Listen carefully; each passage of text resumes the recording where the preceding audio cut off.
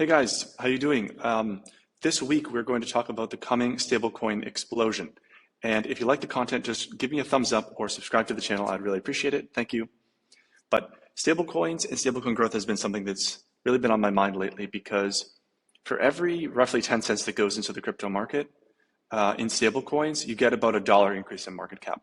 And with billions, hundreds of billions of dollars coming into the market as stablecoins, I think we're going to see massive valuation increases in crypto in the near future. And I kind of want to lay out why I think that's going to happen and how there's a big institutional push for stablecoins and why that's happening exactly. So first off, I just wanted to mention the Genius Act, which you're probably aware of, but this was a formalization of a lot of the rules around stablecoins that happened last month. Effectively, what it allows is for stablecoins to be backed by assets like treasuries, treasury repurchase agreements, and T-bills, which are short-term treasuries. And basically, it empowers stablecoin issuers to do that, right? In addition, it also allows stablecoin issuers to get like full bank integration and also partner with banks to issue new stablecoins. And this is an important point. It also allows for payment system access so that stablecoin issuers have full access to the payment system. Another really interesting aspect to this law is that if you want to do business in the United States with a stablecoin company, even if you're foreign, you need to comply with U.S. regulations. And U.S. regulations are set up to absorb treasury issuance. So through this regulation and through the size of the U.S. market, basically foreign stablecoin issuers are going to be forced to buy treasuries. So, I believe that the government is trying to increase stablecoin demand to create buyers for government debt because there's a huge, round of debasement that they want to achieve, and stablecoins are one of the mechanisms that allow them to basically introduce new buyers into the treasury market, keep rates, low, and also stimulate demand. And that's because stablecoin companies are a significant holder of treasuries, right? So you could see how much it's increased over the past few years. It was down at 60 billion for a couple of years there, and now it's doubled to 180 billion as of July 2025, and it's set to explode a lot higher because of that stablecoin regulation and because of new entrants that are kind of innovating in the stablecoin space, and we're going to get into one of those at the end of this video, so stick around. I think that one that I'm going to mention is also probably the most investable kind of project to kind of get a piece of this action in the stablecoin market. So just to give you some points here that kind of tell you a little bit more about what's going on. So Coinbase and JP Morgan, they're actually doing integrations now, and the point of this is really to push stablecoin adoption. So these companies are very aligned with the government, right? And to get the regulation that they wanted around crypto, they're pushing forward the basically treasury demand that the government wants. And one way they're doing that is to introduce a whole new groups of people to stablecoins. Okay, so by offering a way for users to offload Chase credit card reward points into USDC, into stablecoins, they've opened up 80 million new people to stablecoins into the stablecoin market. Okay, and that's huge for crypto actually, because stablecoins are a gateway drug to crypto, right? So that's also important to remember. In addition, other big companies like Visa are expanding stablecoin access. So they're going to, support new blockchains. They're going to support a Euro version of stablecoins, and they're going to keep pushing stablecoin adoption for the same reason that JP Morgan and Coinbase are, right? They want to be friendly with the government. They want to basically stay in favor with the government. And so pushing stablecoins, it gives them a way to be extremely profitable, right? Because stablecoin issuers are extremely profitable because they do not need to give interest to holders, but they also adhere to government regulations, right?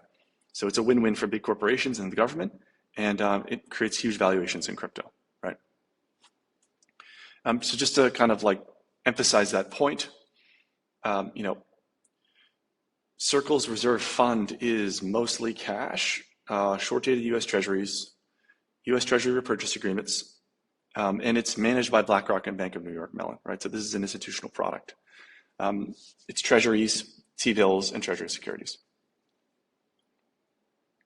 So we're seeing this big institutional push to get USDC adopted, and that's because basically stablecoin volumes are growing super fast, and the government wants to get a piece of that. USDT, which is now in compliance with the US government and one of the biggest treasury holders, has already kind of saturated the global south. So they're like taking on the emerging markets who have problems with inflation and payment systems and corruption. And it's been their place to kind of basically satisfy demand for dollars and dollar equivalents in those markets. And so you can see kind of like just some interesting anecdotes around some of these emerging economies and how big a deal USDT is to them, right? It's estimated that 1/3 of Nigerian GDP is actually conducted in USDT. It's probably something you didn't know. And the central banks in these countries, they're not that friendly to crypto. Right? They see it as a competing currency, particularly the USDT, right? It hasn't stopped the adoption from happening though, because the corruption and the instability of the local currency is so high.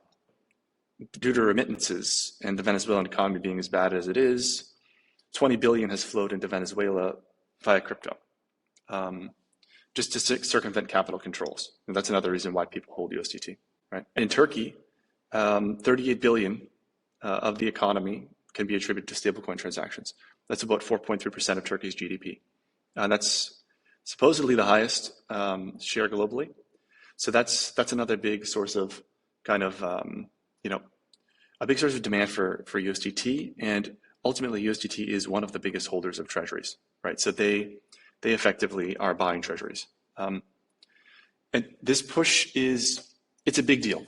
And it's such a big deal to have kind of a dollar equivalent that, let me put this down here. It's effectively basically creating this explosion of new chains. So Cosmos is launching Noble, Bitfinex is launching Plasma, Tether is launching a stable L1.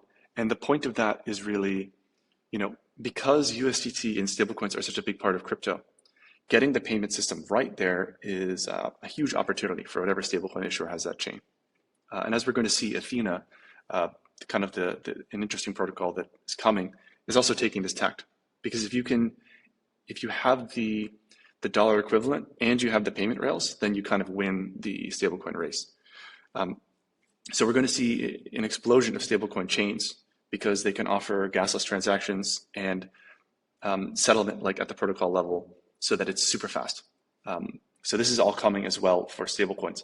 One thing I wanted to mention, which is kind of a side note, but I think it is interesting, is if you look at basically the issuance of USDC and the stuff, the treasuries that back it and the assets that back it, it's mostly already allocated to treasury securities. But in the EU, EURC, which is USDC's Euro product, it's entirely backed by Euro. So I think it's going to be interesting to see what happens in Europe, particularly because, there's an opportunity to print there that the European Union has not yet tapped. And it wouldn't surprise me at all if they decide to push stablecoins the same way the United States is, right? To create that Euro dominance inside Europe for stablecoins. So that's probably another valve, a release valve for printing within the EU. How are we going to play the stablecoin narrative, right? There aren't that many options for investing in this narrative, in my opinion, because it's a market, it's almost a winner-take-all market. It's a market where there'll ultimately be like a few big players. You buy Circle on the stock exchange, you could buy Coinbase on the stock exchange. Or you can buy into Ethena, which is the third largest stablecoin. It launched in 2023 and it's already elevated itself to number 3. And this is a massive achievement, and it shows that they are growing extremely fast and they have demand because they're issuing actually APY to holders. So, Ethena it's already got partnerships with BlackRock. It's actually developing a KYC sensitive token that requires full identity checks in order for users to interact with that stablecoin. So that gives you a sense for what might be coming for other stablecoins. But right now they're all trying to take the market. So it's not the primary product that they're offering, but they are working on a KYC kind of surveillance coin that is in partnership with some of the big banks.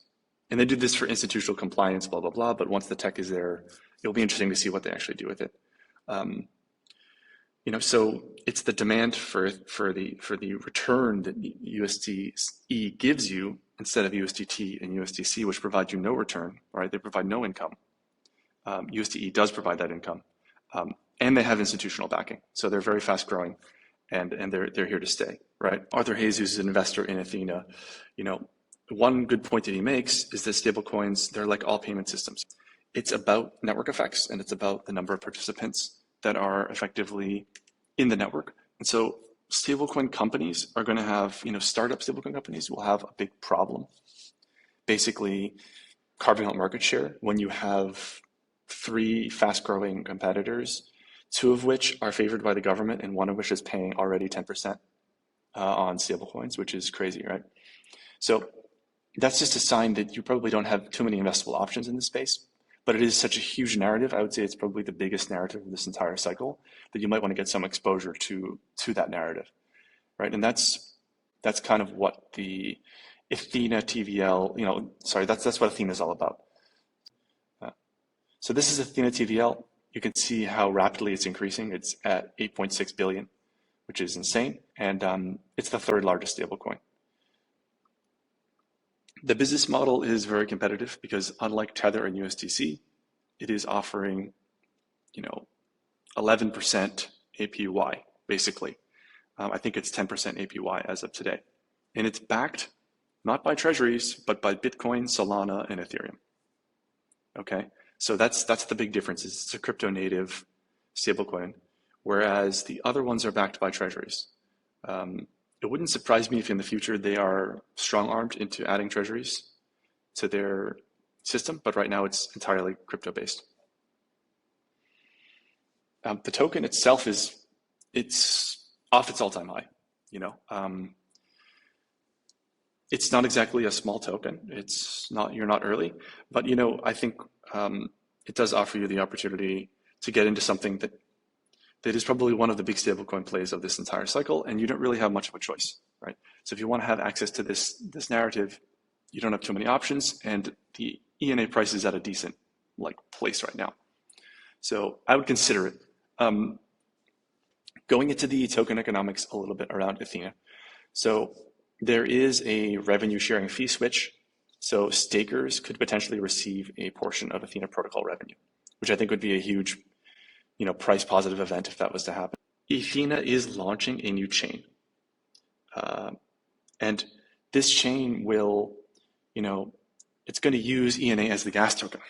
So I think that because it's now going to be used to secure the chain, that you have another reason to kind of hold on to the token. So it's right now just a governance token, but that transformation into a gas token and into a staking token with income could lead to a lot of price appreciation. And basically, this is one of your big ways to play this stablecoin narrative that I'm talking about, which is, it's going to be one of the biggest stories of this bull market, and it's going to push crypto valuations to absurd heights, and Ethena will be a big part of that. Ethena is doing double duty because not only is it creating a new dollar, which will drive demand for stablecoins, which will drive people into crypto, but it's also holding crypto on its balance sheet as a way to basically secure and back the token. So it's very bullish for Bitcoin and Ethereum as well, because this is another buyer of those assets, right? You could think of it like one of these treasury companies where it's just loading its balance sheet up with Ethereum and Bitcoin. So this is kind of another whirlwind video through stablecoins. I just want to have a couple of videos about stablecoins, stablecoin adoption, and the explosion of stablecoins that's coming, because it's such a big part of this cycle. And ultimately, if you're not recognizing what's coming here, you might really miss out on some massive gains in crypto and in some of these projects. So I hope this was helpful, guys. I'm going to cut it here, but if you like the content, just subscribe to the channel and hit the thumbs up button. I appreciate it. Thank you.